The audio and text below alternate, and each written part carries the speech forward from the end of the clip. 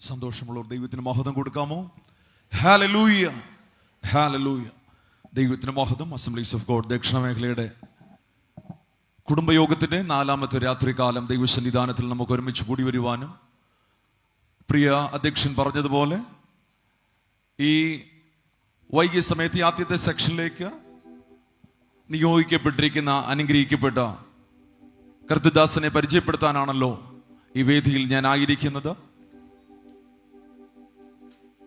അനുഗ്രഹീതരായ ശ്രീ അഗസ്ത്യൻ അവറുകളുടെയും ശ്രീമതി സുമം അവറുകളുടെയും മകനായി നെയ്റ്റിക്കര താലൂക്കിൽ ഓലത്താന്നിക്ക് സമീപം ജനിച്ചു വളർത്തപ്പെട്ട ഒരു അനുഗ്രഹിക്കപ്പെട്ട ഒരു അഭിഷക്തനാണ് നമ്മുടെ വേദിയിലായിരിക്കുന്ന പാസ്റ്റർ ഷാബുകുമാർ അവറുകൾ. 12ാമത്തെ വയസ്സിൽ അദ്ദേഹം യേശുക്രിസ്തുവിനെ രക്ഷിതാവായി സ്വീകരിക്കുകയും അതേ ആണ്ടിൽ തന്നെ പരിശുദ്ധാത്മാവിന്റെ ശക്തിയെ പ്രാപിക്കുകയും, ഞാൻ അദ്ദേഹത്തോട് ചില നിമിഷങ്ങൾ ചോദിച്ചതിന്റെ അടിസ്ഥാനത്തിൽ എനിക്ക് അറിവായിട്ടുള്ളൊരു സത്യം, അദ്ദേഹത്തിന്റെ അതേ ആണ്ട് തന്നെ 12ാമത്തെ വയസ്സിൽ തന്നെ ഒരു ഭവന പ്രാർത്ഥനയിൽ അദ്ദേഹത്തിന് വേദി ഒരുങ്ങി എന്നുള്ളതാണ്. നമ്മുടെ ദക്ഷിണ മേഖലയ്ക്ക് വളരെ ആദരവുള്ള അനുഗ്രഹിക്കപ്പെട്ടൊരു പ്രഭാഷകനാണ് പാസ്റ്റർ സാബു അവറുകൾ. ആ 12ാമത്തെ വയസ്സ് മുതൽ തന്നെ ജീവിതത്തെ ഗൗരവത്തോടും നമുക്കെല്ലാവർക്കും സമീപമുള്ള വളരെ വിനയഭാവമുള്ള ഒരു അനുഗ്രഹിക്കപ്പെട്ട അഭിഷക്തൻ ഈ മഹായോഗങ്ങളിൽ നമ്മെ ശുശ്രൂഷിക്കാൻ തിരുവചനത്തിൽ നിന്നും ആധികാരികമായി വചനത്തിന്റെ പൊരുളുകൾ നമ്മോട് അറിയിക്കുവാനായി കടന്നു വന്നിരിക്കുന്ന കർത്തൃദാസനെ ഒരിക്കൽ കൂടെ നന്ദി നിറഞ്ഞ ഹൃദയത്തോടെ ഞാൻ ഈ ധരണത്തിൽ ഓർക്കുന്നു. ബഥേൽ ബൈബിൾ കോളേജും സത്യവേദ സെമിനാരിയിലെ വേദപഠന ശാസ്ത്രവും അനന്തരമായി സഭാ ശുശ്രൂഷയിൽ പ്രവേശിക്കുകയും ഡിസ്ട്രിക്ട് തലത്തിൽ സിഎയുടെ യുവാഞ്ചിക്കൽ ഡിപ്പാർട്ട്മെന്റിൽ ശുശ്രൂഷകനായിരിക്കുകയും കാഞ്ഞിരംകുളം സെക്ഷനിലെ സിഎ പ്രസിഡന്റായി സേവനമനുഷ്ഠിക്കുകയും ചെയ്ത ഒരു അനുഗ്രഹിക്കപ്പെട്ട കൃത്യദാസൻ. ചില ആണ്ടുകൾക്ക് മുമ്പ് പാലോട് സെക്ഷനിലെ ശുശ്രൂഷകൾ സ്വീകരിച്ച് ആ സെക്ഷനിലെ ഒരു അനുഗ്രഹിക്കപ്പെട്ട സെക്രട്ടറിയായി സേവനമനുഷ്ഠിച്ചു മാത്രമല്ല, ഒരു പ്രൊസ്പിറ്ററായി നല്ല നേതൃത്വ പാഠവും തെളിയിച്ച ഒരു അനുഗ്രഹിക്കപ്പെട്ട കർത്തൃദാസൻ. ഇന്ന് ഈ വൈകിയ സമയത്ത് നമ്മോടൊപ്പം ആയിരിക്കുന്ന പ്രിയ കർത്തൃദാസനെ സ്റ്റേജിലായിരിക്കുന്ന ശ്രേഷ്ഠ കർത്തൃവൃത്യന്മാരോടൊപ്പം ചേർന്ന് പ്രിയ കർത്തൃദാസനെ നമുക്ക് സ്വാഗതം ചെയ്യാമോ?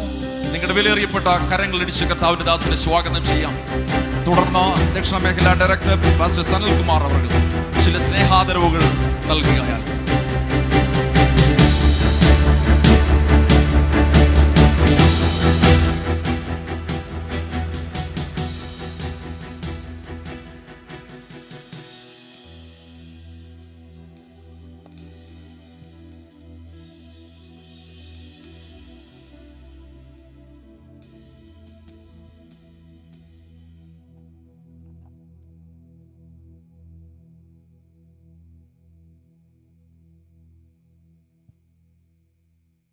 കർത്താവിൻ്റെ ധന്യ തിരുനാമം ഈ നല്ല രാത്രിയിൽ മഹത്വപ്പെടുമാറാകട്ടെ.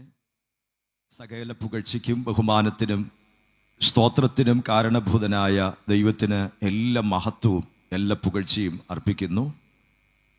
ഞാൻ ജനിച്ചു വളർന്ന ഈ നിയോജക മണ്ഡലത്തിൻ്റെ ഈ അനുഗ്രഹിക്കപ്പെട്ട മാർക്കറ്റ് ഗ്രൗണ്ടിൽ യേശുക്രിസ്തുവിൻ്റെ സാക്ഷ്യവുമായി നിൽക്കാൻ ദൈവം എൻ്റെ ആയുസ്സിൽ അനുവദിച്ച് നൽകിയ ഈ നല്ല സന്ദർഭത്തിനായി ഞാൻ ദൈവത്തിന് മുഴുവൻ മഹത്വവും ഒരിക്കൽ കൂടെ അർപ്പിക്കുകയാണ്. ഇന്ന് രാത്രിയിൽ യോഗത്തിന് അധ്യക്ഷത വഹിച്ച് അനുഗ്രഹീതമായ നിലയിൽ യോഗം ലീഡ് ചെയ്യുന്ന Vellarada section presbyter pastor Mohankumar അവറുകൾ, ഈ ദക്ഷിണ മേഖലയ്ക്ക് മനോഹരമായ നേതൃത്വം വഹിച്ചുകൊണ്ടായിരിക്കുന്ന പാസ്റ്റർ സനൽകുമാർ അവറുകൾ ദക്ഷിണ മേഖല ഡയറക്ടർ, ഈ യോഗങ്ങളുടെ മുഖ്യപ്രഭാഷകനായി നമ്മോടൊപ്പമുള്ള പാസ്റ്റർ ജോർജ് ബി ചാക്കോ അവറുകൾ, വേദിയിൽ ആയിരിക്കുന്ന ബഹുമാന്യരായ അനുഗ്രഹിക്കപ്പെട്ട കർത്തൃദാസന്മാർ, മുൻകാലങ്ങളിൽ എക്സിക്യൂട്ടീവ് കമ്മിറ്റിയിൽ പ്രവർത്തിച്ചിരുന്ന ദൈവത്തിൻ്റെ ദാസന്മാരെ വിശേഷാൽ ഞാൻ വന്ദനം ചെയ്യുന്നു. ഈ വേദിയിലും സദസ്സിലുമായിട്ടായിരിക്കുന്ന എല്ലാ കർത്തൃദാസന്മാരെയും സഹോദരി സഹോദരന്മാരെയും മാതാപിതാക്കളെയും ബഹുമാനപ്പെട്ട കൊയർ മെമ്പേഴ്സിനെയും ഞാൻ വന്ദനം ചെയ്യുന്നു. ഈ ഓൺലൈൻ മാധ്യമങ്ങളിലൂടെ ഞങ്ങളെ ശ്രദ്ധിക്കുന്ന ഒത്തിരി പേരുണ്ട് എന്നെനിക്കറിയാം. നിങ്ങളെയും ഞാൻ സ്നേഹത്തോടെ അഭിവാദനം ചെയ്യുന്നു. കർത്താവ് എല്ലാവരെയും അനുഗ്രഹിക്കുമാറാകട്ടെ. തുടർന്നുള്ള ചുരുക്കം ചില മിനിറ്റുകൾ വിശുദ്ധ തിരുവെഴുത്തിൽ നിന്ന് ദൈവം എനിക്ക് നിയോഗം നൽകിയ ചില ദിവസങ്ങൾ പ്രാർത്ഥനയിലും ഉപവാസത്തിലുമൊക്കെ ചില മാസങ്ങൾക്ക് മുൻപായിരിക്കുമ്പോൾ ദൈവത്തിൻ്റെ ആത്മാവ് ദേശത്തോട് വിളിച്ചു പറയാൻ, സമൂഹത്തോട് വിളിച്ചു പറയാൻ എന്നെ ഏൽപ്പിച്ച ഒരു ദൂത് പരിമിതമാകുന്ന സമയത്തിനുള്ളിൽ വേഗത്തിൽ കൈമാറി എൻ്റെ വാക്കുകളെ അവസാനിപ്പിക്കാൻ ഞാൻ താല്പര്യപ്പെടുന്നു. ഈ സമൂഹം എനിക്ക് നൽകിയ എല്ലാ ആദരവിനും എല്ലാ ശുശ്രൂഷ അവസരങ്ങൾക്കായിട്ടും ഞാൻ കർത്താവിനെ നന്ദിയോടെ സ്തുതിക്കുന്നു. എല്ലാ ദിവസവും എൻ്റെ പേര് പറഞ്ഞു പ്രാർത്ഥിക്കുന്ന എൻ്റെ മാതാപിതാക്കളെ പോലുള്ള അനുഗ്രഹിക്കപ്പെട്ട പ്രിയപ്പെട്ടവർ ഇവിടെയുണ്ട്. നിങ്ങളെല്ലാവരെയും ഞാൻ നന്ദിയോടെ സ്മരിക്കുന്നു. കർത്താവ് നിങ്ങളെ അനുഗ്രഹിക്കട്ടെ. ആവർത്തന പുസ്തകം 11-ാം അധ്യായം 13-14 വാക്യങ്ങൾ. ആവർത്തന പുസ്തകം 11-ാം അധ്യായം 13-14 വാക്യങ്ങൾ. നിങ്ങളുടെ ദൈവമായ യഹോവയെ നിങ്ങൾ സ്നേഹിക്കുകയും പൂർണ്ണ ഹൃദയത്തോടും പൂർണ്ണ മനസ്സോടും കൂടെ അവനെ സേവിക്കുകയും ചെയ്തുകൊണ്ട് ഞാൻ ഇന്ന് നിങ്ങളോട് കൽപ്പിക്കുന്ന എന്റെ കൽപ്പനകൾ ജാഗ്രതയോടെ അനുസരിച്ചാൽ ധാന്യവും വീഞ്ഞും എണ്ണയും ശേഖരിക്കേണ്ടതിന് ഞാൻ തക്ക സമയത്ത് നിങ്ങളുടെ ദേശത്തിന് വേണ്ടുന്ന മുൻമഴയും പിന്മഴയും പെയ്യിക്കും. ഞാൻ ഇന്ന് പ്രാർത്ഥനയോടെ ഈ വേദിയിലേക്ക് കയറി വരുമ്പോൾ പാസ്റ്റർ ജോബിൻ എലീഷായുടെ നേതൃത്വത്തിൽ അനുഗ്രഹിക്കപ്പെട്ട ഗായക സംഘം ഉണർവിൻ്റെ ആത്മമാരി പെയ്തിറങ്ങുന്ന വരികളടങ്ങിയ മനോഹരമായ പല ഗാനങ്ങൾ ഇവിടെ ആലപിക്കുന്നത് ഞാൻ ശ്രദ്ധിച്ചു. എനിക്ക് വളരെ ഉറപ്പായി ദൈവം എനിക്ക് നിയോഗം തന്നിരിക്കുന്ന ദൈവവചനത്തിൻ്റെ ദൂത് ഇതു തന്നെയാണ്. ഇന്ന് രാത്രിയിൽ പരിശുദ്ധാത്മാവിന് നമ്മോട് ഓരോരുത്തരോടും വളരെ വ്യക്തമായി ചില കാര്യങ്ങൾ പറയാനായിട്ടുണ്ട്. ഈ വായിച്ച തിരുവെഴുത്തിന്റെ പശ്ചാത്തലത്തിലേക്ക് ഞാൻ പോകുന്നില്ല, അതിനുള്ള സമയവിശാലത നമുക്കില്ല. ദൈവം ഇസ്രായേലിന് വാഗ്ദത്തം ചെയ്ത മനോഹരമായൊരു ഭൂപ്രദേശമാണ് കനാൻ ദേശം. ആ കനാൻ ദേശത്തേക്ക് ചെന്ന് അതിനെ കൈവശമാക്കി അവിടെ വിജയകരമായ ഒരു ജീവിതം നയിക്കേണ്ടതിനും ഇസ്രായേൽ മക്കൾ അവിടെ ചെന്നു കഴിഞ്ഞാൽ അവർ ജീവിതത്തിൽ പാലിക്കേണ്ടതുമായ വളരെ ശ്രേഷ്ഠകരമാകുന്ന ഉപദേശ വിഷയങ്ങളും നിറഞ്ഞിരിക്കുന്ന മനോഹരമായൊരു അധ്യായമാണ് ആവർത്തന പുസ്തകം 11-ാം അധ്യായം. 13-14 വാക്യങ്ങൾ നമ്മൾ വായിക്കുമ്പോൾ 5 പ്രധാനപ്പെട്ട വസ്തുതകളാണ് അതിനകത്ത് രേഖപ്പെടുത്തിയിരിക്കുന്നത്. ഒന്നാമത്തേത് ദൈവത്തെ സ്നേഹിക്കുക എന്നുള്ളതാണ്. രണ്ടാമത്തേത് ദൈവത്തെ സേവിക്കുക എന്നുള്ളതാണ്. മൂന്നാമത്തേത് ദൈവത്തെ ജാഗ്രതയോടെ അനുസരിക്കുക എന്നുള്ളതാണ്. നാലാമത്തേത് അതിൻ്റെ റിസൾട്ടാണ് ധാന്യവും വീഞ്ഞും എണ്ണയും ശേഖരിക്കുക, അത് കളക്ട് ചെയ്യാൻ തയ്യാറാകുക. അത് അങ്ങനെ കളക്ട് ചെയ്യാൻ കഴിയത്തക്ക വിധത്തിൽ നിങ്ങളുടെ കൃഷിയിടങ്ങളെ സമൃദ്ധിയാക്കത്തക്ക വിധത്തിൽ ഒരു മുൻമഴയും ഒരു പിന്മഴയും ഞാൻ പെയ്യിപ്പിക്കും. ഇതാണ് ആ 2 വാക്യങ്ങൾക്കകത്തുള്ള പ്രധാനപ്പെട്ട വിഷയങ്ങൾ. ഞാൻ അതിൻ്റെ ഏറ്റവും ഒടുവിലത്തെ തലത്തിലേക്ക് കയറി വരികയാണ്. നിങ്ങളുടെ ദേശത്തിന് സമൃദ്ധിയുണ്ടാകത്തക്ക വിധത്തിൽ ഞാൻ മുൻമഴയും പിന്മഴയും തക്ക സമയത്ത് പെയ്യിപ്പിക്കും. Price the Lord. അതിനു വേണ്ടുന്ന ദൈവസ്നേഹവും ആരാധനാ മനോഭാവവും അനുസരണയുള്ള ജീവിതവും ഇസ്രായേൽ ജനത്തിന് ആവശ്യം എന്ന് ദൈവം ആ വാക്യങ്ങളിലൂടെ അക്ഷരാർത്ഥത്തിൽ വെളിപ്പെടുത്തുകയാണ്. Praise the Lord. ഞാൻ പറഞ്ഞു തുടങ്ങുന്ന ദൈവിക ദൂതിലേക്ക് വേഗത്തിൽ ഞാൻ വരട്ടെ. ദൈവം നമുക്ക് വേണ്ടി കനിഞ്ഞരുളുന്ന അല്ലെങ്കിൽ ആ നിലയിൽ ദാനമായി നൽകിത്തരുന്ന ഒരു വലിയ അനുഗ്രഹമാണ് മഴ എന്നുള്ളത്. ആവർത്തന പുസ്തകം 28-ാം അധ്യായം 12-ാമത്തെ വാക്യം വിശുദ്ധ തിരുവെഴുത്ത് ഇങ്ങനെ പറയുന്നു: തക്ക സമയത്ത് നിന്റെ ദേശത്തിന് മഴ തരുവാനും നിന്റെ വേലയൊക്കെയും അനുഗ്രഹിപ്പാനും യഹോവ നിനക്ക് തന്റെ നല്ല ഭണ്ഡാരമായ ആകാശം തുറക്കും. മതി. ദൈവം ആകാശം തുറന്ന് തന്റെ ജനത്തിന് കനിഞ്ഞരുളി നൽകുന്ന ഒരു വലിയ അനുഗ്രഹമാണ് മഴ എന്നുള്ളത്. നമ്മുടെ രാജ്യം ഒരു അനുഗ്രഹിക്കപ്പെട്ട രാജ്യമാണ്. ഇന്ത്യയിലെ അംഗങ്ങളായി അല്ലെങ്കിൽ ഇന്ത്യൻ പൗരന്മാരായി ജനിക്കാൻ ദൈവം നമുക്ക് നൽകിയ അവസരം വളരെ ശ്രേഷ്ഠകരമായി ഞാൻ കാണുന്നു. ഞാൻ അതിൽ അഭിമാനിക്കുന്നു. ഈ രാജ്യത്തിന്റെ കാലാവസ്ഥ വളരെ അനുഗ്രഹിക്കപ്പെട്ട കാലാവസ്ഥയാണ്. വിശേഷിച്ച് കേരളത്തിന്റെ കാലാവസ്ഥ വളരെ മനോഹരമാണ്. ദൈവത്തിന്റെ സ്വന്തം നാട് എന്നാണ് നമ്മുടെ നാടിനെ നാം മനസ്സിലാക്കുന്നത്. അങ്ങനെയാണ് പൊതുവെ പറയുന്നത്. ഈ രാജ്യം, ഈ സംസ്ഥാനം വിവിധ നിലകളിലുള്ള സീസണുകൾ കൊണ്ട് നിറഞ്ഞതാണ്. വസന്തവും ഗ്രീഷ്മവും വർഷകാലവും ശരത്കാലവും ഹേമന്തവും ശിശിരവുമൊക്കെ നിറഞ്ഞിരിക്കുന്ന, എന്ന് പറഞ്ഞാൽ മഞ്ഞുകാലവും മഴക്കാലവും പിന്നെ ചൂടുകാലവും ഒക്കെയുള്ള മനോഹരമായ ഒരു അന്തരീക്ഷം, നല്ല ക്ലൈമറ്റ് ദൈവം നമുക്ക് തരാറുണ്ട്. എന്നാൽ ഇടയ്ക്കൊക്കെ കാലവർഷക്കെടുതി കടന്നാക്രമിച്ചിട്ട് ജലപ്രളയം നമ്മുടെ കൊച്ചു കേരളത്തെ വല്ലാതെ ബുദ്ധിമുട്ടിക്കുന്നതും ഞാൻ വിസ്മരിക്കുന്നില്ല.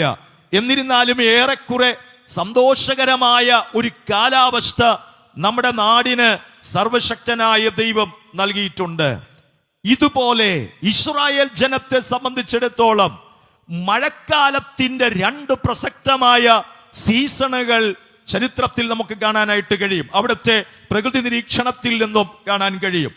രാജ്യങ്ങൾ സഞ്ചരിച്ച് സുവിശേഷം അറിയിക്കുന്ന അനുഗ്രഹിക്കപ്പെട്ട അഭിഷിക്തന്മാർ ഈ വേദികളിൽ ശുശ്രൂഷിക്കുന്നു. അവരെയൊക്കെ ഓർത്ത് ഞാൻ ദൈവത്തെ സ്തുതിക്കുന്നു. ഒരുപക്ഷെ ഇന്നിന്റെ പശ്ചാത്തലം അടുത്തറിയുന്നവരാണ് അവരൊക്കെയെങ്കിലും എന്റെ പരിമിതമാകുന്ന വായനയിലും അറിവിലും ഞാൻ മനസ്സിലാക്കിയ ചില വസ്തുതകൾക്കനുസരിച്ച് പറയുന്നു. അവർക്ക് ലഭിക്കുന്ന മഴയുടെ 2 പ്രസക്തമായ തലങ്ങൾ. ഒന്ന് മുൻമഴയാണ്, രണ്ടാമത്തേത് പിന്മഴയാണ്. മുൻമഴ എന്ന് പറയുമ്പോൾ കൃഷിക്ക് ആരംഭം കുറിക്കുന്ന ഒരു തലം, കൃഷിയുടെ ആരംഭം കുറിക്കുന്ന തലം. ദീർഘനാളത്തെ ചൂടേറ്റ് മരുഭൂമി പോലെ വയലേലകൾ വിണ്ടുകീറി ഒരു വിത്തും വിതയ്ക്കാൻ കഴിയാതെ പ്രതീക്ഷകളെല്ലാം അസ്തമിച്ച് വല്ലാത്ത നിലയിൽ ജനം പൊറുതിമുട്ടിരിക്കുന്ന വരൾച്ചയുടെ ഒരു കാലഘട്ടം, വിണ്ടുകീറലിന്റെ ഒരു കാലഘട്ടം. ആ കാലഘട്ടത്തിൽ കണ്ണുനീരോടെ ജനം യഹോവയായ ദൈവത്തോട് പ്രാർത്ഥിക്കാറുണ്ട്. കർത്താവേ, വേഗത്തിൽ ഒരു മഴ അങ്ങ് പെയ്യിപ്പിക്കണമേ, വേഗത്തിൽ ഞങ്ങൾക്ക് കൃഷി ഇറക്കാൻ, വിത്തിറക്കാൻ കഴിയത്തക്ക വിധത്തിൽ അങ്ങയുടെ കാരുണ്യം പകരണമേ. അതുകൊണ്ടല്ലേ 84-ാം സങ്കീർത്തനം 6-ാമത്തെ വാക്യത്തിൽ നമ്മൾ വായിക്കുന്നത്, കണ്ണുനീർ താഴ്വരയിൽ കൂടി കടക്കുമ്പോൾ അവർ അതിനെ ജലാശയമാക്കി തീർക്കുന്നു, മുൻമഴയാൽ അത് അനുഗ്രഹപൂർണമായി തീരുന്നു. കണ്ണുനീരോടെ പ്രാർത്ഥിക്കുന്ന തന്റെ ജനത്തിന് വേണ്ടി ദൈവം കൃപയാൽ മുൻമഴയുടെ ചാറ്റൽ സീസണുകൾ ആരംഭിച്ചു ആരംഭിക്കുകയാണ്. ആ മഴ എങ്ങനെ ആരംഭിക്കുമ്പോ കർഷകരെ സംബന്ധിച്ചിടത്തോളം കഴിഞ്ഞ കൊയ്ത്തുകാലത്തിൽ ശേഖരിച്ചു വെച്ച വിത്തുകൾ വിതയ്ക്കാനുള്ള സമയമായി എന്ന സൂചന കിട്ടിയിട്ട് വിത്ത് കെട്ടിവെച്ചിരിക്കുന്ന ഭണ്ഡാരങ്ങളിൽ നിന്ന് അവർ വിത്തെടുത്ത് സന്തോഷിക്കുന്ന സമയമായി ആ മുൻമഴയുടെ സീസൺ എന്ന് പറയുന്നത്. പ്രിയരെ, ഇന്ന് രാത്രി ഞാൻ ഈ വിഷയത്തിലേക്കൊന്ന് ആഴത്തിലേക്ക് നിങ്ങളുടെ ശ്രദ്ധയിത്തിരിക്കാൻ ആഗ്രഹിക്കുകയാണ്.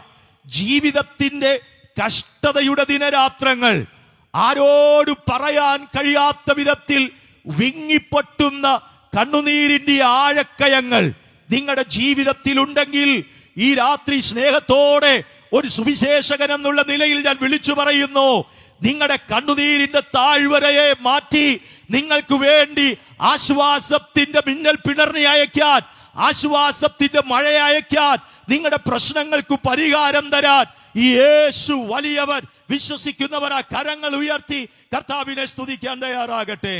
Hallelujah, hallelujah, praise the Lord. ഒരു മഴയ്ക്ക് വേണ്ടി വലിയ ദാഹം നമ്മുടെ ജീവിതത്തിൽ ഉണ്ടായിരിക്കണം. ഇയ്യോബിന്റെ പുസ്തകം 29-ാം അധ്യായം 23-ാമത്തെ വാക്യം തിരുവെഴുത്ത് ഇങ്ങനെ പറയുന്നു: മഴയ്ക്കെന്ന പോലെ അവർ എനിക്കായി കാത്തിരിക്കും, പിന്മഴയ്ക്കെന്ന പോലെ അവർ വായി പിളർക്കും. മഴയ്ക്ക് വേണ്ടി കാത്തിരിക്കുന്ന ഒരു ദൈവപ്രവൃത്തിക്ക് വേണ്ടി കണ്ണുനീരോടെ ഉപവസിച്ചു പ്രാർത്ഥിച്ചു ദൈവസന്നിധിയിൽ ആത്മതപനം ചെയ്തുമിരിക്കുന്ന ദൈവജനത്തിനായി ഇന്ന് രാത്രി ഞാൻ കർത്താവിനെ സ്തുതിക്കുന്നു. അസംബ്ലീസ് ഓഫ് ഗോഡ് സമൂഹത്തിന് ദൈവം ഈ ആണ്ടിൽ വിശേഷമായി നൽകിയിരിക്കുന്ന ഒരു ദൂതായിട്ടാണ് ഞാൻ ഇതിനെ കാണുന്നത്. ഈ ആണ്ടിൽ നമ്മുടെ ജനറൽ കൺവെൻഷൻ നടന്നപ്പോൾ ഒരു തീം വേർഡ് പോലെ നമ്മുടെ സൂപ്രണ്ട് തുടങ്ങി അനേക കർത്തൃദാസന്മാർ ഇത്തരത്തിലുള്ള ആത്മീക ചിന്തകളെ നമ്മുടെ മനസാക്ഷിയെ തൊട്ടുണർത്തി സംസാരിച്ചത് ഞാൻ മറന്നിട്ടില്ല. ഇന്ന് രാത്രി ഞാൻ വിളിച്ചു പറയുന്നു, അതേ സഹോദരങ്ങളെ, ഈ ദിവസങ്ങളിൽ വിണ്ട് കീറിക്കിടക്കുന്ന മരുഭൂമിക്ക് സമാനമായ ഒരത്ഭുതവും എനിക്ക് കാണാൻ കഴിയുന്നില്ല.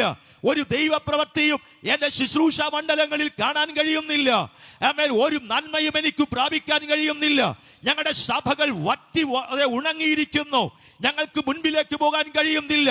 തകർച്ചയുടെ ആഴക്കയങ്ങളിലാണ് ഞങ്ങളുടെ കുടുംബമെന്നോ, ഞങ്ങളുടെ ജീവിത സാഹചര്യങ്ങളെന്നോ, ഞങ്ങളുടെ സഭയെന്നോ, ഞങ്ങളുടെ സാമ്പത്തിക മണ്ഡലങ്ങളെന്നോ ആരെങ്കിലും വിങ്ങിപ്പൊട്ടി ഈ രാത്രി കരയുന്നുണ്ടെങ്കിൽ നിങ്ങളോട് വിശുദ്ധ തിരുവെഴുത്തിന്റെ വെളിപ്പാടിനാൽ ഞാൻ ഈ സമൂഹത്തോട് വിളിച്ചു പറയുന്നു, നിങ്ങളുടെ കണ്ണുനീർ കാണുന്ന കർത്താവ് ഈ രാത്രി ഇതിനകത്തുണ്ട്. ആ കർത്താവിനെ കരങ്ങൾ അടിച്ച് അല്പ ചില സെക്കൻഡുകളൊന്ന് സ്തുതിക്കുവാൻ തയ്യാറാകട്ടെ. Glory be to God.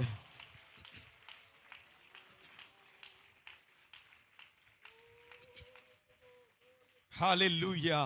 Thank you Jesus.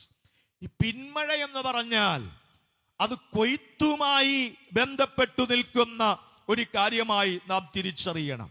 Praise the Lord. കൊയ്ത്തിന് ശേഷമുള്ള മഴയെന്നാണ് ചില ചരിത്രകാരന്മാർ അതിനെ വിശേഷിപ്പിക്കുന്നത്. Praise the Lord. മുൻമഴയുടെ ആരംഭം കൃഷിയുടെ ആരംഭവുമായി കണക്ട് ചെയ്ത് മെല്ലെ മെല്ലെ മെല്ലെ അത് നീങ്ങി ആമേൻ ആ കൃഷിയിടത്തെ പച്ചപ്പിലേക്കും ഫലഭൂയിഷ്ടമായ അനുഭവങ്ങളിലേക്കും കൊണ്ടെത്തിക്കുന്ന ഒരു തലമായി അത് മാറുന്നു. എന്നാൽ മെല്ലെ കർഷകർ അതിന്റെ വിളവെടുപ്പെല്ലാം കഴിഞ്ഞ് വീണ്ടും അതിന്റെ അവസാനത്തിലേക്ക് കൃഷിയെടുപ്പിന്റെ അന്തിമ തലത്തിലേക്ക് നീങ്ങുന്ന ഒരു തലമായി നമുക്ക് ഇസ്രായേലിലെ കൃഷിയിടങ്ങളുടെ രീതികൾ പഠിക്കുമ്പോൾ മനസ്സിലാക്കാൻ കഴിയും. കനാൻ നാട്ടിനെ ലക്ഷ്യമാക്കി യാത്ര ചെയ്തു പോകുന്ന ഇസ്രായേൽ ജനത്തോട് ദൈവം പറയുന്നു, ഇസ്രായേൽ ജനത്തിന്റെ കാർഷിക നിലകൾ ഈ നിലയിലാണ് എന്നുള്ളത് നിങ്ങൾക്കറിയാം. പക്ഷെ അവിടെ മഴ പെയ്യിപ്പിക്കുന്നത് മിസ്രൈമിൽ നിങ്ങൾ കണ്ടു വളർന്ന ചക്രങ്ങൾ വഴിയെ വെള്ളം കൃഷിയിടങ്ങളിലേക്ക് അയക്കുന്നത് പോലുള്ള ഒരു നിലയിലല്ല. പിന്നെയോ ദൈവം തമ്പുരാൻ നിങ്ങൾക്ക് വേണ്ടി വെള്ളം പകർന്നു തന്നെങ്കിലേ ആ കൃഷിയിടങ്ങൾ ഫലഭൂയിഷ്ടമായി മാറത്തുള്ളൂ. നമ്മുടെ ബുദ്ധിക്കനുസരിച്ചും നമ്മുടെ ചിന്താഗതികൾക്കനുസരിച്ചുമൊക്കെ നമ്മൾ പ്രവർത്തിക്കുന്ന അധ്വാനിക്കുന്ന പല തലങ്ങളും നമ്മുടെ ജീവിതത്തിൽ ഉണ്ടായിരിക്കാം. പക്ഷെ ഇന്ന് രാത്രി ഞാൻ പറയുന്നു, നമ്മുടെ ബുദ്ധി അവസാനിക്കുന്നിടത്ത്, നമ്മുടെ ആരോഗ്യം ക്ഷയിക്കുന്നിടത്ത്, ആരും നമ്മെ സഹായിക്കാനില്ല എന്ന് നമുക്ക് തോന്നുന്ന ഇടത്ത് ദൈവത്തിന്റെ പ്രവർത്തികളെ ദൈവം നമുക്ക് വേണ്ടി വെളിപ്പെടുത്തുവാൻ ശക്തനാണ്. അവിടുന്ന് നമുക്ക് വേണ്ടി ആ പ്രവർത്തികളെ വെളിപ്പെടുത്തണമെങ്കിൽ നാം ദൈവത്തെ സ്നേഹിക്കേണ്ട വിധത്തിൽ സ്നേഹിക്കുകയും അവനെ ആരാധിക്കേണ്ട വിധത്തിൽ അവനെ ആരാധിക്കുകയും അവനെ ജാഗ്രതയോടെ അനുസരിക്കേണ്ട വിധത്തിൽ അവനെ അനുസരിക്കുകയും വേണം. എങ്കിലേ നമ്മുടെ ജീവിത പ്രതിസന്ധികൾക്കകത്ത് ദൈവത്തിന്റെ മഹത്വം വെളിപ്പെട്ടു വരികയുള്ളൂ. മനസ്സിലാകുന്നവർ കരമുയർത്തി കർത്താവിനെ ഒന്ന് സ്തുതിക്കുവാൻ തയ്യാറാകെ. ഹല്ലേലൂയ. ഈ ആത്മമാരിയുമായുള്ള ബന്ധത്തിൽ ദൈവം എന്നെ ദൈവവചനത്തിലൂടെ ചിന്തിപ്പിച്ച ചില ആത്മീക തലങ്ങളുണ്ട്, ചില ആത്മീക വിഷയങ്ങളുണ്ട്. അതിലൊന്ന്, നമ്മുടെ ജനത്തിനിടയിൽ നമ്മുടെ ജീവിതത്തിൽ ആത്മമാരി പോലെ മഴ പോലെ പെയ്തിറങ്ങുന്ന ഒന്നാണ് ദൈവത്തിന്റെ വചനം എന്ന് പറയുന്നത്. യെശയ്യാ പ്രവാചകന്റെ പുസ്തകം 55-ാം അധ്യായം 10-11 വാക്യങ്ങൾ. യെശയ്യാ പ്രവചനം 55-ാം അധ്യായം 10-11 വാക്യങ്ങൾ. ഹിമവും ആകാശത്തു നിന്ന് പെയ്യുകയും അവിടേക്കു മടങ്ങാതെ വിതപ്പാൻ വിത്തും തിന്മാൻ ആഹാരവും നൽകത്തക്കവണ്ണം ഭൂമിയെ നനച്ചു ഫലവത്താക്കി വിളയിക്കുന്നതു പോലെ എന്റെ വായിൽ നിന്ന് പുറപ്പെടുന്ന എന്റെ വചനമായിരിക്കും. അത് വെറുതെ എന്റെ അടുക്കലേക്ക് മടങ്ങി വരാതെ എനിക്ക് ഇഷ്ടമുള്ളതും നിവർത്തിക്കുകയും ഞാൻ അയച്ച കാര്യം സാധിപ്പിക്കുകയും ചെയ്യും. ഈ കഴിഞ്ഞ ബുധനാഴ്ച രാത്രി മുതൽ ദക്ഷിണ മേഖല കൺവെൻഷനിൽ അഭിഷിക്തരായ കർത്തൃദാസന്മാർ ദൈവത്തിന്റെ വചനത്തിന്റെ മാറ്റമില്ലാത്ത ദൂതികൾ ഈ സമൂഹത്തോട് വിളിച്ചു പറയുന്നു. എന്താ അതിന്റെ അർത്ഥം? മാരി പോലെ ദൈവത്തിന്റെ വചനം നമ്മുടെ ഇടയിൽ പെയ്തിറങ്ങുമ്പോൾ ആ വചനം നമ്മുടെ ഇടയിൽ വെറുതെ വരികയില്ല, അത് അയച്ച കാര്യം സാധിപ്പിക്കുക തന്നെ ചെയ്യും. ഹല്ലേലൂയ. ഇന്ന് രാത്രി ജനം ശ്രദ്ധിക്കണം. നമ്മുടെ ഇടയിലേക്ക് വരുന്ന ജീവന്റെ വചനം അത് സൗഖ്യത്തെ കുറിച്ചുള്ളത്, അത് ആത്മരക്ഷയെ കുറിച്ചുള്ളത്, നിത്യത സംബന്ധിച്ചുള്ളത്, ആമേൻ, ആത്മപകർച്ചയെ കുറിച്ചുള്ളത്, ഉണർവിനെ കുറിച്ചുള്ളത്. ഈ വചനദൂതികളെല്ലാം നമ്മുടെ ഇടയിൽ വെളിപ്പെട്ടു വരും. ദൈവത്തിന്റെ വചനം വെറുതെ വരത്തില്ല, അത് അയച്ച കാര്യം ദൈവം സാധിപ്പിച്ചിട്ട് ആ വചനം മടങ്ങത്തുള്ളൂ. ഇന്ന് രാത്രിയിൽ നമ്മുടെ കരങ്ങളിലുള്ള വചനത്തെ ഓർത്ത് ദൈവം നമുക്കായി വെളിപ്പെടുത്തി തരുന്ന വിശുദ്ധ തിരുവെഴുത്തുകൾക്കായി, മറയില്ലാതെ ഇറങ്ങി വരുന്ന ആത്മദൂതികൾക്കായി കരങ്ങൾ അടിച്ചിന്ന് രാത്രി കർത്താവിനെ സ്തുതിക്കുവാൻ തയ്യാറാകട്ടെ. Hallelujah, hallelujah, hallelujah. രണ്ടാമത്തെ മഴയുടെ ഒരു ആത്മീക വെളിപ്പാട് ആവർത്തന പുസ്തകം 32-ാം അധ്യായം 2-ാമത്തെ വാക്യം വായിക്കുമ്പോ, ആവർത്തന പുസ്തകം 32-ാം അധ്യായം 2-ാമത്തെ വാക്യം, മഴ പോലെ എന്റെ ഉപദേശം പൊഴിയും, എന്റെ വചനം മഞ്ഞ് പോലെയും ഇളമ്പുല്ലിന്മേൽ പൊടിമഴ പോലെയും സസ്യത്തിന്മേൽ മാരി പോലെയും ചൊരിയും. എത്ര മനോഹരമാകുന്ന വചനമാണത്. മഴ പോലെ എന്റെ ഉപദേശം പൊഴിയും. കരമുയർത്തി കർത്താവിനെ ഒന്ന് സ്തുതിക്കാമോ? ദൈവപ്രവൃത്തിയുടെ ആത്മസാന്നിധ്യത്തിന്റെ വെളിപ്പെടലിനകത്ത് ദൈവത്തിന്റെ വചനവും അതിന്റെ തനിമയായ ഉപദേശവും വെളിപ്പെട്ടു വരുമ്പോൾ അനുസരണം കെട്ട ചിലത് അനുസരണയിലേക്ക് വരും. ഹല്ലേലൂയ. വഴിതെറ്റി നടക്കുന്ന ചിലത് നേർവീഥിയിലേക്ക് കയറി വരുവാൻ ഇടയായി തീരും. അമ്മയപ്പന്മാരെ അനുസരിക്കാതെ, ഒരുപക്ഷെ പാസ്റ്റർമാർ പറയുന്നത് കേൾക്കാതെ, തന്നിഷ്ടക്കാരായി ജീവിതം ലഹരിക്കടിമപ്പെട്ട്, അല്ല ആലയത്തിന്റെ അരികിൽ വരെ വന്നിട്ട് അകത്തേക്ക് കയറാൻ മനസ്സില്ലാതെ ഒരു വല്ലാത്ത പിന്മാറ്റിയ അവസ്ഥയിൽ ചിലർ പോയിക്കൊണ്ടിരിക്കുന്നെങ്കിൽ ഇന്ന് രാത്രി ഞാൻ വിളിച്ചു പറയുന്നു, ആത്മമാരി എവിടെ പെയ്തിറങ്ങുന്നവോ അവിടെ ഉപദേശം അനുസരിക്കാൻ, ഉപദേശം കൈക്കൊള്ളാൻ ചിലർ ഉണ്ടാകും. മനസ്സിലാകുന്നവർ ആമേൻ പറഞ്ഞ് ദൈവത്തെ സ്തുതിച്ചാട്ടെ. ഹല്ലേലൂയ. പരിശുദ്ധാത്മാവിന്റെ വളരെ വ്യക്തമായ വെളിപ്പെടൽ എവിടെയുണ്ടോ അവിടെയാണ് ജനം ഉപദേശത്തിലേക്ക് വരുന്നത്, അവിടെയാണ് ജനം വിശുദ്ധിയിലേക്ക് വരുന്നത്, അവിടെയാണ് ജനം സത്യ ആരാധനയിലേക്ക് വരേണ്ടുന്നത്. അതെ, വരുന്നത്. അങ്ങനെയാണെങ്കിൽ ആത്മമാരി നമ്മുടെ ഇടയിൽ ശക്തമായി പെയ്തിറങ്ങേണ്ടത് അനിവാര്യമായ ഒരു കാര്യം. ഹല്ലേലൂയ. കരമുയർത്തി കർത്താവിനെ ഒന്ന് സ്തുതിക്കാമോ? മൂന്നാമത്തെ ഒരു ചിന്തയിലേക്ക് ഞാൻ വരട്ടെ. യെഹെസ്കേൽ പ്രവചനം 34-ാം അധ്യായം 26-ാമത്തെ വാക്യത്തിൽ നാം ഇങ്ങനെ വായിക്കുന്നു, ഞാൻ അവയെയും എന്റെ കുന്നിനും ചുറ്റുമുള്ള സ്ഥലങ്ങളെയും ഒരു അനുഗ്രഹമാക്കി വയ്ക്കും. ഞാൻ തക്ക സമയത്ത് മഴ പെയ്യ്ക്കും. അത് അനുഗ്രഹകരമായ മഴയായിരിക്കും. എന്താ അതിന്റെ അർത്ഥം? ഒരു കുടുംബത്തിന്റെ മേൽ, ഒരു സഭയുടെ മേൽ, ഒരു വ്യക്തിയുടെ മേൽ ദൈവം തന്നെ ആത്മമാരി പെയ്യിപ്പിക്കുമ്പോൾ അവൻ മറ്റു പലർക്കും അനുഗ്രഹമായി മാറുകയാണ്. ഈ രാത്രി ഞാൻ പറയട്ടെ, നീ ഒരു പക്ഷേ നിന്റെ വീടിന് ശാപമാണെന്ന് തോന്നുന്നുണ്ടോ? നിന്റെ നാടിന് തലവേദനയായിട്ട് തോന്നുന്നുണ്ടോ? നിന്നെ ആർക്കും വേണ്ട എന്ന് നീ ഭാരപ്പെടുകയാണോ? ഈ രാത്രി ദൈവകരങ്ങൾ ഏൽപ്പിച്ചിട്ട് പറ, വേഴാമ്പൽ മഴയ്ക്കായി വായ്പിളർക്കുന്നത് പോലെ, ദാഹിക്കുന്നത് പോലെ കർത്താവിനോട് ചോദിക്കും, ദൈവമേ എന്നെയും അങ്ങയുടെ ശക്തിയാൽ നിറയ്ക്കണമേ, അങ്ങയുടെ തേജസ്സിനാൽ നിറയ്ക്കണമേ. അങ്ങനെ നിങ്ങൾ പ്രാർത്ഥിക്കുമ്പോൾ ദൈവത്തിന്റെ വിശേഷമാകുന്ന ചൈതന്യം നിങ്ങളുടെ മേൽ പകർന്നിട്ട് അവൻ നിങ്ങളെ, നിങ്ങളുടെ കുടുംബത്തിന്, നിങ്ങളുടെ നാടിന്, നിങ്ങളുടെ സഭയ്ക്ക്, രാജ്യങ്ങൾക്ക് അവൻ നിങ്ങളെ അനുഗ്രഹമാക്കി വയ്ക്കും. എത്രയോ ആളുകളെ ദൈവം ആ നിലയിൽ ഇന്നും ഉപയോഗിക്കുന്നു. വിശ്വസിക്കുന്നവർ, അത് അനുഭവമുള്ളവർ കരങ്ങൾ തട്ടി കർത്താവിനെ മഹത്വപ്പെടുത്തിയാട്ടെ. ആത്മമാരി പോലെ പെയ്തിറങ്ങുന്ന ദൈവത്തിന്റെ സാന്നിധ്യത്തിന്റെ അകത്തേക്ക് ഒരുവൻ മാറ്റപ്പെടുമ്പോൾ ദൈവം അവനെ ഒരു അനുഗ്രഹമാക്കി വയ്ക്കുകയാണ്. അവന്റെ ആത്മീക തലത്തിൽ, അവന്റെ ഭൗതികമാകുന്ന മണ്ഡലങ്ങളിൽ, അവന്റെ നിത്യതയിലേക്കുള്ള പ്രയാണത്തിൽ ദൈവം അവനെ ഒരു അനുഗ്രഹമാക്കി വയ്ക്കുന്നു. ഇത് തിരുവെഴുത്തിന്റെ വെളിപ്പെടലാണ്. ഹല്ലേലൂയ. യോവേൽ പ്രവചനം 2-ാം അധ്യായം 28-ാമത്തെ വാക്യം നമുക്ക് മനപ്പാടമാണ്. അതിന്റെ ശേഷമോ, ഞാൻ സകല ജഡത്തിന്റെ മേലും എന്റെ ആത്മാവിനെ പകരും, നിങ്ങളുടെ മേലും നിങ്ങളുടെ മക്കളുടെ മേലും ഞാൻ എൻ്റെ ആത്മാവിനെ പകരും. നിങ്ങളുടെ പുത്രന്മാർ പുത്രിമാർ പ്രവചിക്കും, നിങ്ങളുടെ വൃദ്ധന്മാർ സ്വപ്നങ്ങളെ കാണും, നിങ്ങളുടെ യൗവനക്കാർ ദർശനങ്ങളെ ദർശിക്കും. ദാസന്മാരുടെ മേൽ, ദാസിമാരുടെ മേൽ ഞാൻ ആ നാളിൽ എൻ്റെ ആത്മാവിനെ പകരും. എന്താണെന്നറിയാമോ? ഇത് മഴയുടെ ഒരു ആത്മതലത്തിന്റെ വെളിപ്പെടലാണ്. ഹല്ലേലൂയ. നമ്മുടെ സഭകൾ വറ്റി ഉണങ്ങിയിരിക്കുന്നുണ്ടോ? ആത്മശക്തിയുടെ, ആത്മനദിയുടെ ഒഴുക്ക് തടഞ്ഞു പോയിട്ട് കാലങ്ങൾ ഏറെയായോ? ഇന്ന് രാത്രി, ഈ 4-ാമത്തെ രാത്രിയിൽ തന്നെ ദൈവസന്നിധിയിൽ കണ്ണുനീരൊഴുക്കി പ്രാർത്ഥിക്കണം. കർത്താവേ, അടുത്ത ദിവസത്തോടുകൂടെ ഈ മേഖലാ കൺവെൻഷൻ അവസാനിക്കുകയാണ്. എന്നാൽ ഞങ്ങൾ ഉള്ളം പൊട്ടി കരഞ്ഞ് ദൈവസന്നിധിയിൽ പ്രാർത്ഥിക്കുന്നു. ആത്മനദിക്ക് തടസ്സമായി എന്റെ ജീവിതത്തിൽ നിൽക്കുന്ന സകല പാപങ്ങളെയും പ്രതിസന്ധികളെയും അകറ്റി അതിശക്തമായ ദൈവിക പ്രവാഹത്തിലേക്ക്, ആത്മകൃപയുടെ പ്രവാഹത്തിലേക്ക് എന്നെ നയിക്കണമേ എന്ന് ആരാണ് പ്രാർത്ഥിക്കുന്നത്? അവന്റെ അടുക്കലേക്ക് ഇറങ്ങി വന്ന് അവനെ നിറയ്ക്കാൻ കഴിവുള്ള യേശു ഈ രാത്രി ഇതിനകത്ത് വന്നിട്ടുണ്ട്. വിശ്വസിക്കുന്നെങ്കിൽ ഒന്ന് സ്തോത്രം പറഞ്ഞ് കർത്താവിനെ സ്തുതിക്കുവാൻ തയ്യാറാകട്ടെ.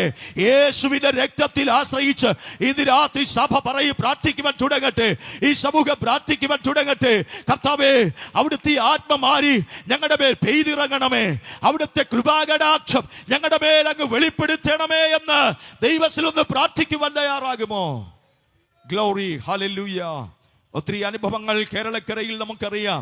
സ്തോത്രം. 1948 രക്ഷിക്കപ്പെട്ട് പ്രവചനാത്മാവിനാൽ നിറഞ്ഞ് ദൈവം ഉപയോഗിച്ചൊരു അമ്മച്ചി, കലയപുരം അമ്മച്ചി എന്ന ആ അമ്മച്ചിയെ കുറിച്ച് ഇന്ത്യൻ പെന്തക്കോസ്റ്റൽ ഹിസ്റ്ററിയിൽ രേഖപ്പെടുത്തിയിരിക്കുന്നത്, ആ അമ്മച്ചിയുടെ ജീവിതാനുഭവം അവൻ അനേകരുടെ ജീവിതത്തിൽ രക്ഷയ്ക്കും അനേകർ കർത്താവിന്റെ വേലയ്ക്കും സമർപ്പിതരാകാൻ കാരണമാകത്തക്ക നിലയിൽ ആ അമ്മച്ചിയെ ഉപയോഗിച്ചത് അവരുടെ മേൽ ഇറങ്ങി വന്ന ദൈവകൃപയുടെ വ്യാപാരമായിരുന്നെങ്കിൽ ഈ ദിവസങ്ങൾ ഈ വേദികളായിരിക്കുന്ന ഇവിടെ ശുശ്രൂഷിക്കുന്ന അഭിഷിക്തന്മാർ, ഈ എളിയവനായ ഞാനുമൊക്കെ ദൈവത്തിന്റെ കരുണയാൽ മാത്രം, ദൈവം പകർന്ന വിശേഷമാകുന്ന ദൈവത്തിന്റെ തേജസ്സിനാൽ മാത്രമാണ് ഇന്ന് നിങ്ങളുടെ മുൻപിൽ നിൽക്കുന്നത്. ഞങ്ങൾക്കൊക്കെ പ്രശംസിപ്പാൻ ഈ ലോകത്തിലെ ബന്ധങ്ങളോ ഈ ലോകത്തിലെ പ്രതാപങ്ങളോ അല്ല. ഈ രാത്രികൾ വിളിച്ചു പറയുന്നു, ഞങ്ങളാക്കി മാറ്റിയത്, ഞങ്ങളെ കർത്താവിന്റെ വേലക്കാരാക്കി തീർത്തത്, ഞങ്ങളെ മാന്യതയുള്ളവരാക്കി തീർത്തത് ഞങ്ങളുടെ മേൽ പകർന്ന കൃപയാലുള്ള ദൈവത്തിന്റെ ആത്മമാരി കൊണ്ട് മാത്രമായിരുന്നു. ഇത് രാത്രി ഞാനതോർത്ത് എന്റെ ദൈവത്തിന് സ്തോത്രം ചെയ്യുകയാണ്. ഹല്ലേലൂയ. ഞാൻ ഈ ദൂതിന്റെ അവസാന ഭാഗത്തേക്കൊന്ന് വരട്ടെ. ഞാൻ അതുകൂടെ പറഞ്ഞില്ലെങ്കിൽ ഇതൊരു അപൂർണമായി പോകും. എനിക്ക് അനുവദിച്ചിട്ടുള്ള സമയം ഏറെക്കുറെ പൂർണ്ണമായി കഴിഞ്ഞിരിക്കുന്നു എന്ന് എനിക്കറിയാം. എങ്കിലും എന്നോടൊന്ന് ക്ഷമിക്കുക. Price the Lord. ഹോശിയ പ്രവചനം 6-ാം അധ്യായം 3-ാമത്തെ വാക്യം ഇങ്ങനെ പറയുന്നു, ദൈവത്തെ അടുത്തറിയുക. നാം ദൈവത്തെ അറിയേണ്ടതുപോലെ അറിഞ്ഞാൽ അവൻ നമ്മുടെ അടുക്കലേക്ക് ഇറങ്ങി വരും. നാം അറിഞ്ഞുകൊള്ളുക. യഹോവയെ അറിയുവാൻ നാം ഉത്സാഹിക്കുക. അവന്റെ ഉദയം പ്രഭാതം പോലെ നിശ്ചയമുള്ളത്. അവൻ മഴ പോലെ, ഭൂമിയെ നനയ്ക്കുന്ന പിന്മഴ പോലെ തന്നെ നമ്മുടെ അടുക്കൽ വരും. ദൈവത്തെ അറിയേണ്ടതുപോലെ അറിയുക. നിന്നെ അറിയുന്നവർ ദൈവത്തെ പോലെ വേറെ ആരും ഈ ലോകത്തിലില്ല. നമ്മുടെ സുഹൃത്തുക്കൾക്ക്, ഭാര്യയ്ക്ക്, ഭർത്താവിന്, മക്കൾക്ക് ഒരു പരിധി ബുദ്ധിക്കപ്പുറം നമ്മെ അറിയാൻ കഴിയുകയില്ല. പക്ഷെ നമ്മെ അറിയേണ്ടതുപോലെ അറിയുന്ന ഒരു ദൈവം ഇന്ന് രാത്രി ഇവിടെയുണ്ട്. ആ ദൈവത്തെയും നാം അറിയേണ്ടതുപോലെ അറിഞ്ഞ് അവന്റെ സന്നിധിയിൽ അടുത്തു വരുമ്പോഴാണ് ആത്മമാരി നമ്മുടെ മേൽ പെയ്തിറങ്ങുന്നത്. രണ്ടാമത്തെ ഒരു കാര്യം, 2 ദിനവൃത്താന്തങ്ങൾ 7-ാം അധ്യായം 13-14 വാക്യങ്ങൾ വായിക്കുമ്പോൾ, മഴ പെയ്യാതിരിക്കേണ്ടതിന് ഞാൻ ആകാശം അടയ്ക്കുകയോ ദേശത്തെ തിന്നുമുടിക്കേണ്ടതിന് വെട്ടുക്കിളിയോട് കൽപ്പിക്കുകയോ എന്റെ ജനത്തിന്റെ ഇടയിൽ മഹാമാരിയെ വരുത്തുകയോ ചെയ്താൽ, എന്റെ നാമം വിളിക്കപ്പെട്ടിരിക്കുന്ന എന്റെ ജനം തങ്ങളെ തന്നെ താഴ്ത്തി പ്രാർത്ഥിച്ച് എന്റെ മുഖം അന്വേഷിച്ച് തങ്ങളുടെ ദുർമാർഗങ്ങളെ വിട്ടു തിരിയുമെങ്കിൽ ഞാൻ സ്വർഗത്തിൽ നിന്ന് കേട്ട് അവരുടെ പാപം ക്ഷമിച്ച് അവരുടെ ദേശത്തിന് സൗഖ്യം വരുത്തി കൊടുക്കും. രക്തപാതകങ്ങൾ, ലൈംഗിക അതിക്രമങ്ങൾ, എന്തുമാത്രം പാപങ്ങൾ നമ്മുടെ സമൂഹത്തിൽ, ദേശത്തിൽ, ഹല്ലേലൂയ, ഈ രാജ്യത്തിൽ നാം കണ്ടു തുടങ്ങിയിരിക്കുന്നു. ഗോവിന്ദ ചാമിയെ പോലുള്ള എത്രയോ നരാധമന്മാർ ലോകത്തിൽ പാപത്തിന്റെ ചുവട് പിടിച്ച് മുൻപിലേക്ക് പോകുമ്പോ ഇന്ന് രാത്രി ഒരു ക്രിസ്തു ശുശ്രൂഷകൻ എന്നുള്ള നിലയിൽ ഞാൻ വിളിച്ചു പറയുന്നു, ആത്മമാരി നമ്മുടെ ഇടയിൽ പെയ്തിറങ്ങേണ്ടതിന്, ദൈവത്തിന്റെ തേജസ്സിന്റെ വെളിപ്പെടൽ ഇന്ന് രാത്രി നമ്മുടെ മേൽ പകരേണ്ടതിന് നമുക്ക് ആവശ്യം ദൈവത്തെ ഭയപ്പെട്ട് മാനസാന്തരത്തോടെ ദൈവത്തിൽ അടുത്തു വരിക എന്നുള്ളതാണ്. ഇന്ന് രാത്രി കരമടിച്ച് കർത്താവിനെ സ്തുതിക്കുവാൻ തയ്യാറാകട്ടെ. വചനം അത് തന്നെ പറയുന്നു. ഇരമ്യ 5:24 മഴയും പിന്മഴയും ഇങ്ങനെ നമുക്ക് അതത് സമയത്ത് വേണ്ടുന്ന മഴ തരികയും കൊയ്ത്തിനുള്ള കാലാവധി പാലിച്ചു തരികയും ചെയ്യുന്ന നമ്മുടെ ദൈവമായ യഹോവയെ നാം ഭയപ്പെടുക എന്ന ഹൃദയത്തിൽ അവർ പറഞ്ഞില്ല. ഇന്ന് രാത്രി ദൈവം നമ്മോട് പറയുന്നത് നാം ഭയപ്പെടുക, നാം ഭയത്തോടെ ദൈവസന്നിധിയിൽ അടുത്തു വരേണം. നമ്മുടെ പരമപ്രധാനമായ ലക്ഷ്യം ഈ ലോകത്തിൽ ഒരു സാമ്രാജ്യം വെച്ചുകൂട്ടുക എന്നുള്ളതല്ല. നാം ഇവിടെ ക്രമീകരിച്ചിട്ടുള്ള നമ്മുടേതായിട്ടുള്ള യോഗത്തിന്റെ അടിസ്ഥാനത്തിലോ അല്ലെങ്കിൽ ഇവിടെ എത്ര ആളുകൂടി എന്നതിന്റെ അടിസ്ഥാനത്തിലോ അല്ല, നമ്മൾ എന്തെല്ലാം എത്ര നില വീട് വെച്ചു, എത്ര കാർ എടുത്തു എന്നുള്ളതിന്റെ അടിസ്ഥാനത്തിലല്ല നാം നിത്യതയിലേക്ക് ചേർക്കപ്പെടുന്നത്. അവന്റെ രക്തത്താൽ നാം വീണ്ടെടുക്കപ്പെട്ടിട്ടുണ്ടോ? ദൈവത്തെ ഭയപ്പെട്ട് ഒരു വിശുദ്ധ ജീവിതം നമുക്ക് നയിക്കാൻ കഴിഞ്ഞിട്ടുണ്ടോ? അതിന്റെ അടിസ്ഥാനത്തിലായിരിക്കും ദൈവത്തിന്റെ പ്രവൃത്തിയും അവന്റെ രാജ്യത്തിലേക്കുള്ള പ്രവേശനവും നമുക്ക് സാധ്യമായി തീരുന്നത്. മനസ്സിലാകുന്നവർ കരമടിച്ച് ഇന്ന് രാത്രി കർത്താവിനെ സ്തുതിക്കുവാൻ തയ്യാറാകുക. Hallelujah, hallelujah. ഏറ്റവും ഒടുവിലത്തെ കാര്യം, ആത്മമാരി പെയ്തിറങ്ങേണ്ടതിന് നാം ചെയ്യേണ്ടത് എന്താണ്? വചനം പറയുന്നു, അപേക്ഷിക്കുക. ഏലിയാവ് ദൈവസന്നിധിയിൽ മുട്ടുമടക്കി പ്രാർത്ഥിക്കാൻ തുടങ്ങി. അവന്റെ മുട്ടുകൾക്കിടയിൽ തല തിരികെ ഒരമ്മയുടെ ഉദരത്തിനകത്ത് ഒരു കുഞ്ഞ് കിടക്കുന്നത് പോലെ ആ കുഞ്ഞ് എങ്ങനെയാണോ ഒടിച്ചു മടങ്ങിയ ഒരു അമ്മയുടെ യൂട്രസിനകത്ത് കിടക്കുന്നവോ അമ്മാതിരി ഏലിയാവ് തന്റെ ശിരസിനെ ഒടിച്ചു മടക്കി ദൈവത്തിൽ അവൻ പ്രാർത്ഥിക്കുവാൻ തുടങ്ങി. കർത്താവേ, ഒരു മഴ വേണമപ്പാ, ഒരു മഴ തരണമപ്പാ, ഞങ്ങളുടെ ദേശത്തിൽ, ഞങ്ങളുടെ സമൂഹത്തിൽ ഒരു മഴ വേണമപ്പാ, വരൾച്ചയെ മാറ്റണമേ എന്ന് പറഞ്ഞ് പ്രാർത്ഥിക്കാൻ തുടങ്ങിയപ്പോൾ ദൈവത്തിന്റെ മഴ ദൈവം അവിടെ പെയ്യിപ്പിച്ചു. യാക്കോബ് 5:7 വചനം പറയുന്നു, സഹോദരന്മാരെ, കർത്താവിന്റെ പ്രത്യക്ഷത വരെ ദീർഘക്ഷമയോടിരിപ്പീൻ. കൃഷിക്കാരൻ ഭൂമിയുടെ വിലയേറിയ ഫലത്തിന് കാത്തുകൊണ്ട് മുൻമഴയും പിന്മഴയും അതിന് കിട്ടുവോളം ദീർഘക്ഷമയോടിരിക്കുന്നുവല്ലോ, നിങ്ങളും ദീർഘക്ഷമയോടെ ഇരിപ്പീൻ. ഹല്ലേലൂയ. ഇന്ന് രാത്രി ഞാൻ വിളിച്ചു പറയുന്നു, ദൈവസന്നിധിയിൽ ഒന്ന് താണിറങ്ങി വരാമോ? ദൈവത്തിൽ ഒന്ന് അടുത്തു വരാമോ? ഹല്ലേലൂയ. നമ്മുടെ ജീവിതത്തിന്റെ ഭൗതികമാകുന്ന തട്ടുകളല്ല ഇന്ന് രാത്രി ദൈവത്തിന് വേണ്ടുന്നത്. ഇന്ന് രാത്രി വേണ്ടത് തകർന്നുടഞ്ഞ മനസ്സ്, നുറുങ്ങിക്കീറിയ ഹൃദയം. ഇതാണ് ദൈവസന്നിധിയിൽ വേണ്ടുന്നത്. ഹല്ലേലൂയ. എനിക്കോ നിങ്ങൾക്കോ മറ്റൊരാളിനെ വിധിപ്പാൻ കഴിയുകയില്ല. എന്നാൽ ഇന്ന് രാത്രി നമുക്ക് വിധിപ്പാൻ കഴിയുന്നത് നമ്മളെ തന്നെയാ. ഇന്ന് രാത്രി ഒന്ന് സ്വയം ശോധനയ്ക്കായി ഏൽപ്പിച്ചു കൊടുക്കാമോ? ഈ രാത്രി ഒരു ദൈവപ്രവൃത്തിക്ക് വേണ്ടി നമ്മുടെ ഹൃദയങ്ങളെ ഒരു നിമിഷം സമർപ്പിച്ചാട്ടെ. ഞങ്ങളുടെ കർത്താവേ, അവിടുത്തെ നാമത്തിൽ സമർപ്പിച്ച് പ്രാർത്ഥിക്കുന്നു. ഈ വാക്കുകൾ ജനത്തിന് അനുഗ്രഹമായി തീരുകയാൽ സ്തോത്രം. എല്ലാ മഹത്വവും പുകഴ്ചയും അങ്ങേക്ക് അർപ്പിക്കുന്നു, ക്രിസ്തു യേശുവിൻ നാമത്തിൽ തന്നെ. ആമേൻ, ആമേൻ. എനിക്ക് അവസരം തന്ന എല്ലാ പ്രിയപ്പെട്ടവർക്കും വിശേഷാൽ നന്ദി. കർത്താവ് നിങ്ങളെ അനുഗ്രഹിക്കുമാറാകട്ടെ.